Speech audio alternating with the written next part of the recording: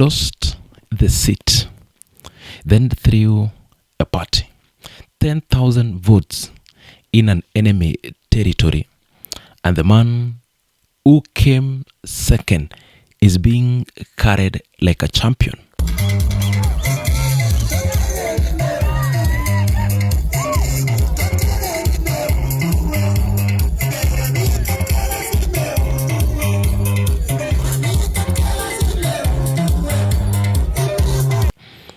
In Kenyan politics, when the loser celebrates louder than the winner should not sleep easy. Something just shifted in South Rift, and nobody is ready for what comes next. Mkono umenituma hapa Emurua Dikir. Ndio. Nikafika hapa, watu wa 12,000 wamefika hapa.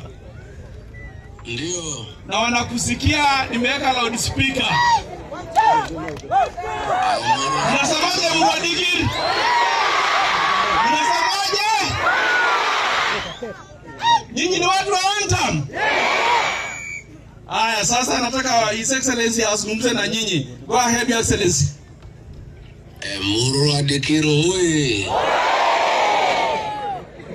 Chamge. Emurua Dikir yomune. Hiyo ni watu ya marehemu Mheshimiwa Johana Ngeno. Mimi nasalimia nyinyi nikiwa hapa nchi ya Uingereza. Pahali naitwa London, pahali ya wazungu. Mimi nasikia mmekutana kusherehekea ushindi mkubwa wa Vincent Rotich. Mimi nataka niseme pongezi, pongezi, pongezi. Nyinyi ni wamama kamili, nyinyi ni wanaume kamili. Huo ushindi wa kura karibu 11,000 ulikuwa ushindi mkubwa, pongezi. Mimi nataka niseme heko. So before we continue, just watch this clip here. Emurua Dikir went to the polls after long-serving MP Johana Ngeno died. The only man who has ever held that seat since the constituency was born in 2013. UDA David Keter won, but the DCP leader or candidate Vincent Rotich walked away with 10,000 votes in a region that was never supposed to be such competitive. That number is not a result, that is a declaration.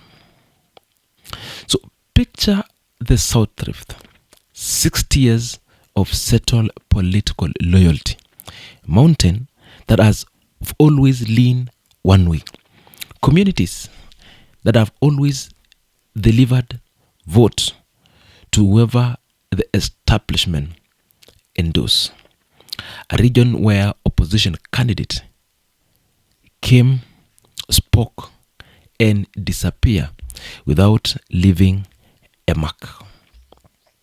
You know, that was the story until May 2026.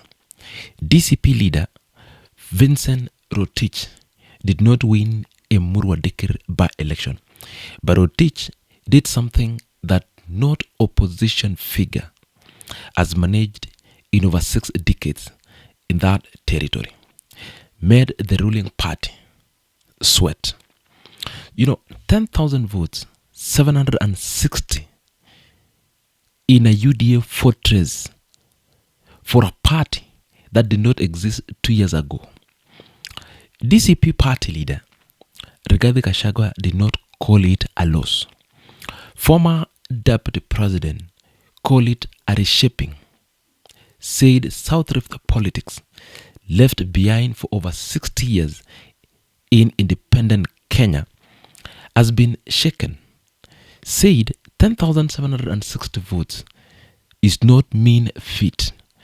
He praised the women who campaigned through the night at odd hours in terrains that was never supposed to welcome an opposition party.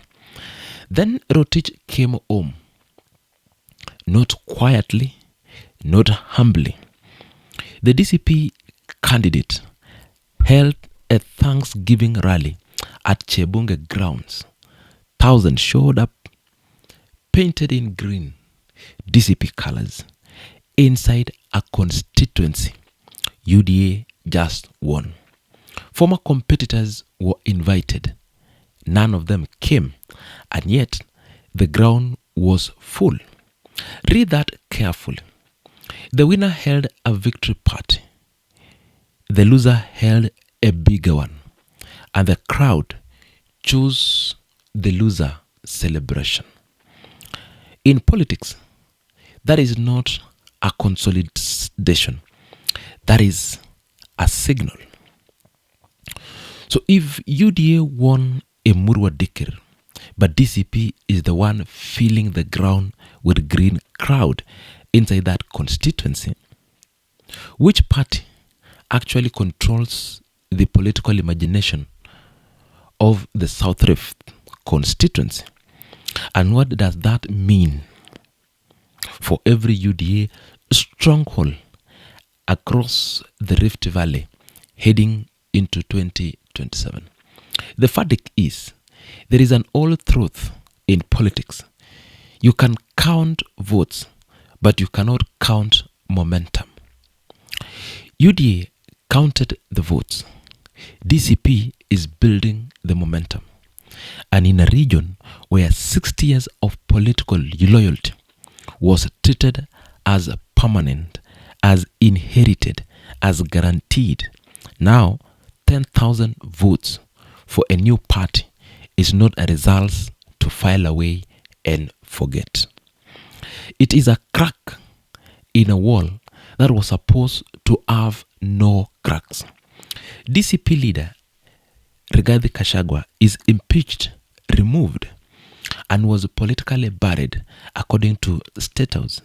Yet the party he founded just managed South Rift, making history without winning a single seat.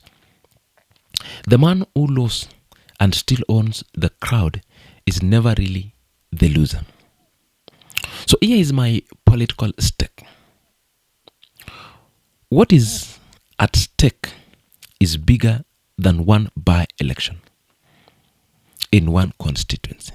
It is the assumption held for decades that the South Rift is a political estate, owned, managed, delivered.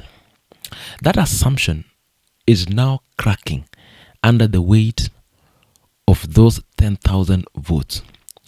Costs it absorbed by UDA, which won the seat but lost the narrative. Every establishment or established politician in the Rift Valley is watching, because if DCP can do this in Emurua Dikir today, the question every MP in that region is quietly should be asking himself or herself is, am I next? So one constituency, one by-election, one number. But Gachagua is the man with a national own, a genuine grievance, and now a proof that ordinary people in places that were never supposed to listen are now listening to him. The next by-election is not just a by-election. It is a referendum on whether the Mount Kenya region will align to Rigathi Gachagua, or will they align to President William Ruto. We are talking of the All Kalau by-election. That is the much anticipated by-election of the century. The fight of titans between President William Ruto and his former Deputy President Rigathi Gachagua in the heartland of Mount Kenya region.